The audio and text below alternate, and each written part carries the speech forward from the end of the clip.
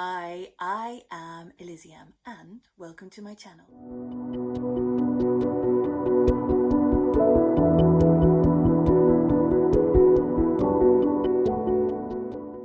So this week I am exploring the themes of truth, perception, deception, manipulation and censorship. And actually, if you've seen the other videos this week, we've ticked off all of those things apart from censorship.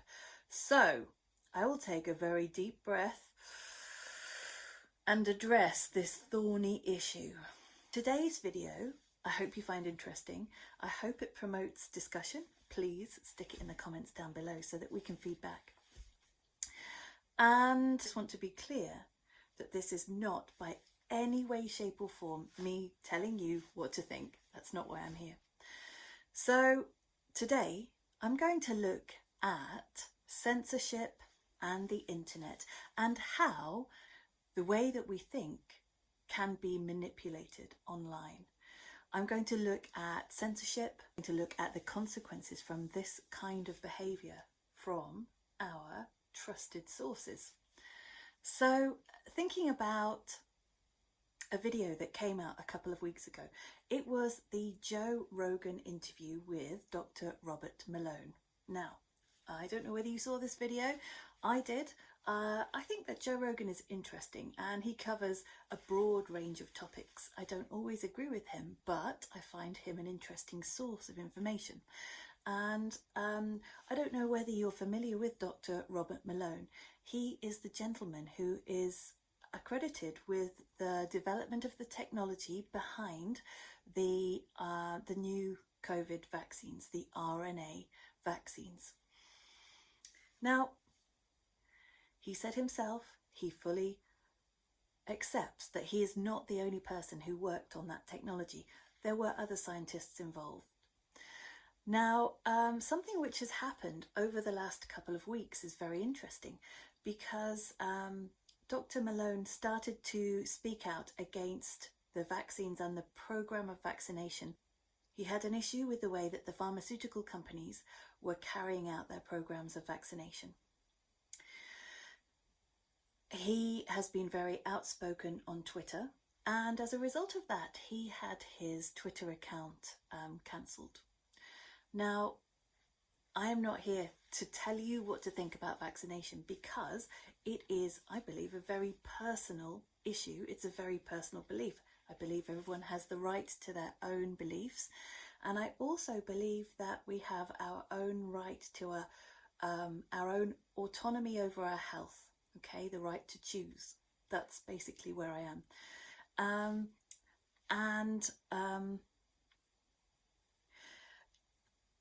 Let's say that Twitter deemed that his messages were propaganda and that he was encouraging people not to get vaccinated, even though he has an association with the development of the technology.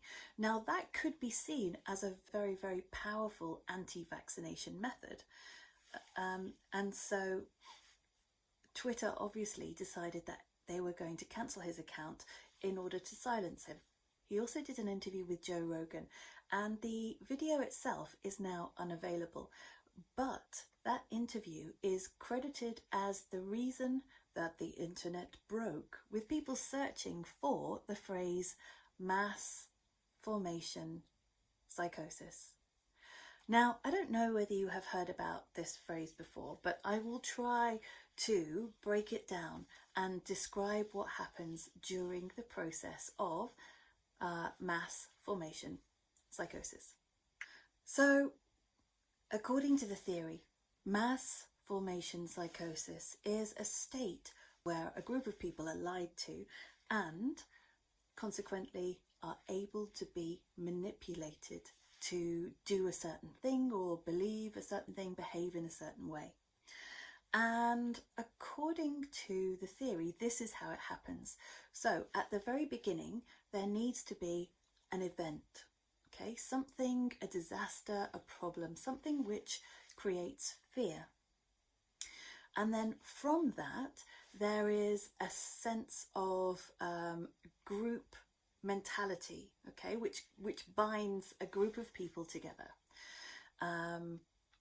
So something which allows people to feel like they are a part of a herd, for example. And then the next part of this process is that people are then isolated, okay? So that they are cut off from their normal, recognizable life.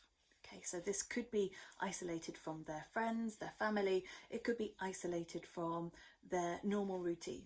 Okay. That's another feature, that there is a change in routine and a change in focus, a change in the way that things are done. After that, the fear of the initial problem is it oscillates in range. Sometimes it's very bad, sometimes it's not so bad, and at the same time, and then there is a solution to the original problem, and that solution is presented and everybody is delighted that there is an answer to their issues. So that's the theory of mass formation psychosis. It basically describes how people can be brainwashed, and it is often associated with the process of people becoming initiated in a cult, for example. So you've got a cult leader over here who will scare people into joining their group. So for example, there is a huge problem with society, these are all of the issues, and it's okay, come and be part of this group and you will be saved. This is where salvation is. And then the next thing that happens is that group move away and are isolated from their normal lives, their friends and family. They don't see them anymore, and their routine changes, and they adopt a new way of living. And then the cult leader can then manipulate them to do whatever they want them to. Give me your money, give me your land, give me your house, or even commit suicide en masse. That is the ultimate salvation, for example. So that's attributed with cults, okay? I suppose in one sense it's not too dissimilar to this idea of Stockholm Syndrome. Stockholm Syndrome is a theory which grew out of a bank robbery in Stockholm in the 1970s. I think it was 1973.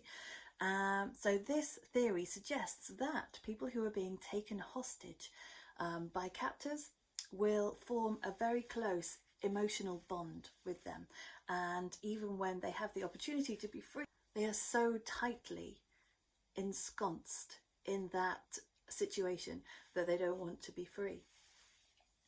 So both of these, mass formation psychosis and Stockholm Syndrome, describe a mental state, okay? The mental state of being pulled into a situation and being manipulated and controlled.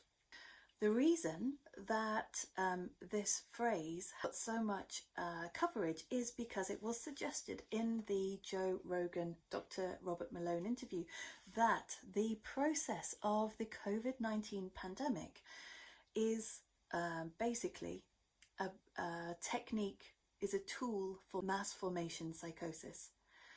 Now, it is not important about what I believe, but I want to look at this objectively and think about whether that could be true. Okay, so there were so many people searching at the same time for this phrase, mass formation psychosis, that the search engine decided that they would have to censor some of the results, and indeed this was the result that many people found. So you can see it says, it looks like these results are changing quickly. If this topic is new, it can sometimes take time for results to be added by reliable sources. Now, this has been around for a long time, and it seems as though Google may have been alerted to the fact that a lot of people were searching for the same thing at the same time. Now, the problem with this is that if everybody suddenly decides that the process of the way that the world has dealt with COVID-19 is a technique to induce mass formation psychosis, then this could spark huge civil unrest. Whether it is true or not, one of the criticisms of attributing to the behaviour of a race is that it oversimplifies what's actually happened.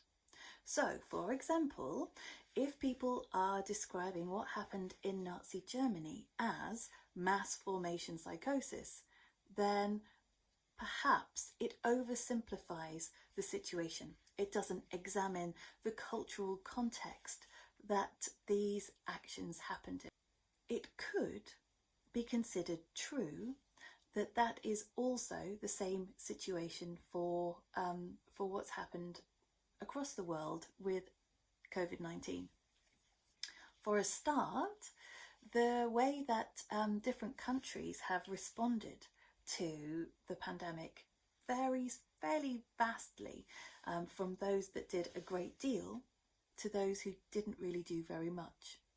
I live in the UK, and it is considered that the UK had fairly stringent COVID measures in place.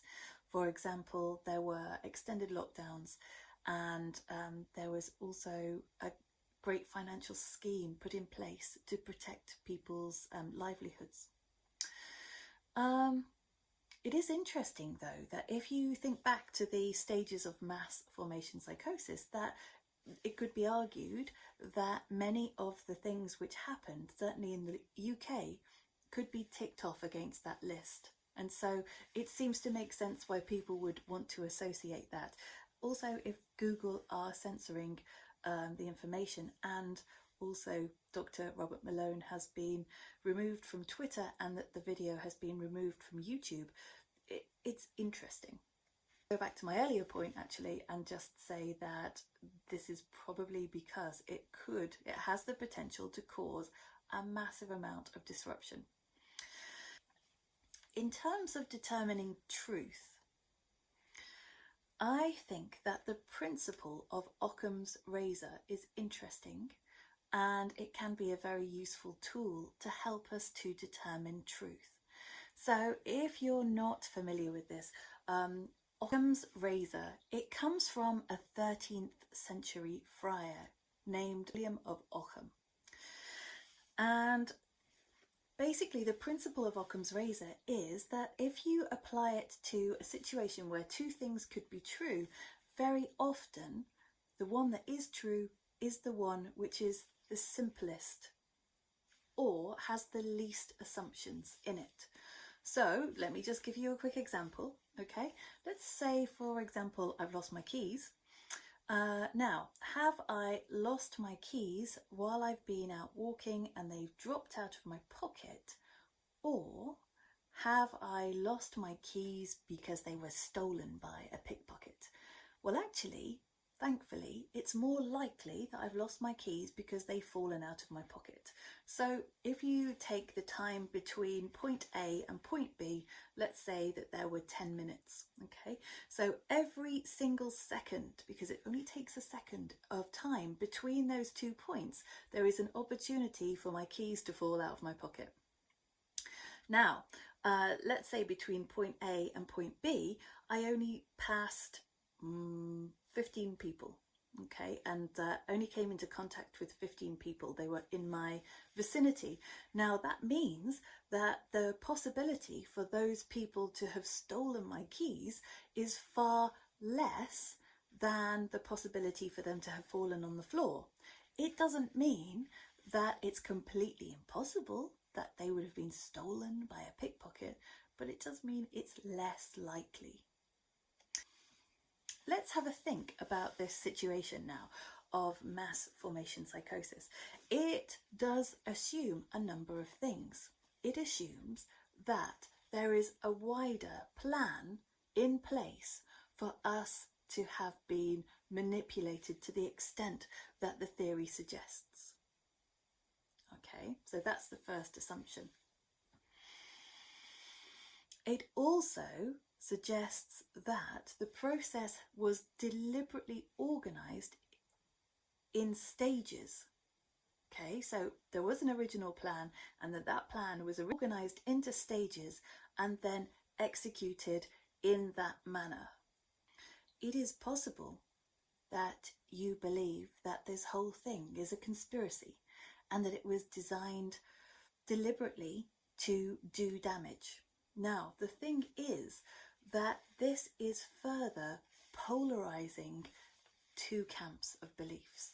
Okay, so over here you've got the camp that believes that the whole thing was a plan, a plandemic. Okay. Actually, I don't think that we can say definitively whether that is the case, because there is still an ongoing debate between Rand Paul, for example, and Dr. Fauci about whether he did fund gain of function research. Now, if you're in this camp, you're more likely to think that this whole thing was developed deliberately. You're more likely to think that the vaccines are a very bad idea because they're just another feature or function of this whole plan. And then you've got these people over here who think that the virus is a natural occurrence, and that the measures that have been put in place have been absolutely fair, justified and appropriate at that moment, and that the government has done the very best that they could with the information that they have been privy to at that time. Okay. You will probably also think over here in this situation that there is no grander plan, there is no greater purpose, and that sooner or later we were bound to suffer a pandemic, because that's just what happens. If you look back through history, that pandemics occur fairly regularly, and they have a function of naturally regulating a population. Over here, these people think that statistics, that data has been manipulated in order to control our thought. Over here, people respect and respond to science and cannot understand why these people over here have a different opinion. So I hope you can see how this is a really dangerous situation, this polarization of ideas butting together. And the thing that strikes me is that these people over here and here can be very, very determined to stick to their beliefs, okay? You are likely to get some transference between the two parties, but it is unlikely that somebody on this side is going to decide that, yeah, actually, you're right. Okay, let's trust the science, and I'm sure that this is just a state of paranoia. So that really was my basis for my discussion in the breakdown of society. We've got this polarization of beliefs. It's not getting any better. People don't seem to be respecting each other's right to have an opinion. And the problem is that these two sides are bound to be butting up against each other. And that's an issue because it doesn't end brilliantly. That's my examination of censorship, manipulation, truth and lies. I'm looking forward to making more videos next week. I am currently in my 30 videos in 30 days challenge.